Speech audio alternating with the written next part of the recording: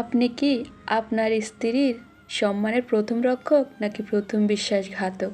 আসসালামু আলাইকুম এভরিওয়ান, সবাই কেমন আছেন? আশা করছি সবাই ভালো আছেন। আলহামদুলিল্লাহ, আপনাদের দোয়া এবং ভালোবাসায় আমিও ভালো আছি। চলে আসলাম আপনাদের জন্য সুন্দর একটা ব্লগ নিয়ে। ভিডিওর শুরুতেই একটা কথা বললাম, আপনি কি আপনার স্ত্রীর সম্মানের প্রথম রক্ষক নাকি প্রথম বিশ্বাসঘাতক? চলেন, কেন বললাম, কিসের জন্য বললাম, আপনাদের সাথে শেয়ার করি।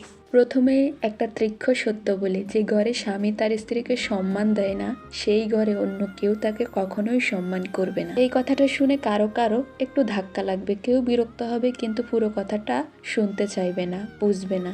তাই তাদের কাছে অনুরোধ, পুরো কথাটা শুনতে হবে, বুঝতে হবে। এটাই আমাদের সমাজের আসল মুখ, জানতে হবে। বর্তমান সমাজে বেশিরভাগ সংসারে স্বামীর কারণে পরিবারের অন্য সদস্যরা স্ত্রীকে অপমান করার সাহস পায়। স্বামীর নীরবতাই অন্যদের সবচেয়ে বড় সাহস। অনেক পরিবারে শাশুড়ি, ননদ, দেবর যেই হোক না কেন, স্ত্রীকে অপমান করার প্রথম সুযোগটা আসে তখনই, যখন স্বামী পাশে দাঁড়ায় না, অবহেলা করে, ভুল দেখেও চুপ থাকে, স্ত্রীর ব্যথাকে তুচ্ছ করে। স্ত্রীর প্রতি স্বামীর নীরবতাই অন্যদের কাছে বার্তা দেয়, এই মেয়েটাকে তুচ্ছ করা যায়, এই মেয়ের উপর রাগ ঝাড়লে কিছুই হবে না, এটার কোনো মূল্য নেই। অন্যরা তখন ভাবে স্বামী তাকে সম্মান দেয় না, আমরা কেন দেব। সমাজের ভুল ধারণা, স্ত্রী মানেই সহ্য করার পাত্র। আমাদের সমাজ এখনো মনে করে স্ত্রী মানে সহ্য করবে, বউ মানেই নিচু, স্বামীর কাছে আসল পরিবার মানে মা বাবা ভাই বোন, স্ত্রী মানে বাইরের মানুষ, তাই তাকে অপমান করলে সমস্যা নেই। এই ভুল ধারণা থেকেই বাড়ির সবাই মনে করে বউকে একটু কথা শুনিয়ে দেওয়া অপরাধ না, কিন্তু তারা বোঝে না একটা মেয়ের স্বপ্ন, সম্মান, অনুভূতি ধ্বংস হয়ে যায় এই অপমানের ভারে। স্ত্রীকে অপমান করার পেছনে স্বামীর তিনটি বড় ভুল। এক, স্বামীর ভুল অগ্রাধিকার বোধ। অনেক পুরুষ মনে করে স্ত্রী তার নয়, সংসারের, ফলে স্ত্রী কোনো অপমানের শিকার হলে সে ভাবে চলবে, এসব ঘরে ঘরে হয়। দুই, নিজের পরিবারের ভুলকে ভুল বলা শিখিনি। সমস্যা হলো অনেক পুরুষ বাবা মার ভুলকেও অন্যায় মনে করে না। যেমন শাশুড়ি বকলো, ননদ খোঁটা দিল, দেবর অসম্মান করলো, স্বামী ভাবে আমার পরিবারের মানুষ একটু তো বলতেই পারে।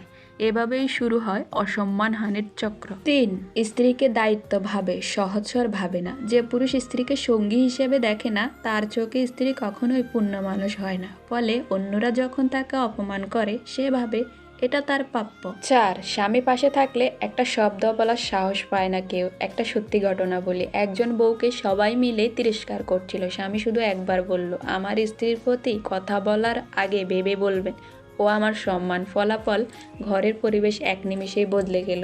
তারপর থেকে কেউ আর সাহস করেনি তাকে অবহেলা করতে, কারণ স্ত্রীকে সম্মান দেওয়া মানেই নিজের সম্মানকে রক্ষা করা। নাম্বার 5, স্বামী যখন স্ত্রীর পাশে দাঁড়ায় না, স্ত্রী তখন একা হয়ে যায়, কিন্তু পরিবার জেতে না। যে পরিবার ভাবছে বউকে আমরা চুপ করিয়ে রাখলাম, আমরা জিতে গেলাম, তারা ভুলে যায় একটা পরিবার অপমান দিয়ে বাড়ে না, বরং ভেঙে যায় অশুভ আচরণে। আর যে স্বামী ভাবে কিছু না, আমার বউ মানিয়ে নেবে, সে বুঝতে পারে না একদিন তার স্ত্রী মানিয়ে নিতে নিতে মনের ভিতর চুপ করে মরে যাবে, এবং সেই একদিনে সেই পুরুষের সংসারের সৌভাগ্য, শান্তি ও সুখ সব কিছু নষ্ট হয়ে যাবে। শেষ কথা হলো, এই সমাজের সবচেয়ে বড় সমস্যাটা হলো স্বামীর এক সেকেন্ডের নীরবতা অন্যদের এক জীবনের সাহস যোগায়। একজন স্ত্রী অপমানিত হয় পরিবারের কাছে, তার সবচেয়ে বেশি কষ্ট লাগে অপমানের কারণে নয়, প্রিয় মানুষটির নীরবতার কারণে। তাই প্রশ্নটা আজ স্বামীদের দিকেই, আপনি কি আপনার স্ত্রীর সম্মানের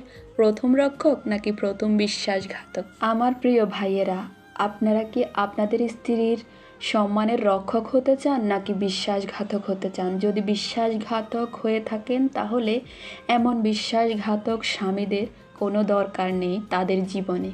এমন বিশ্বাসঘাতক হওয়া স্বামী যেন কারো জীবনে না আসে, কারো জীবনে না থাকে। আপনাদের স্ত্রীরাই আপনাদের সম্মান, আপনাদের সম্পদ।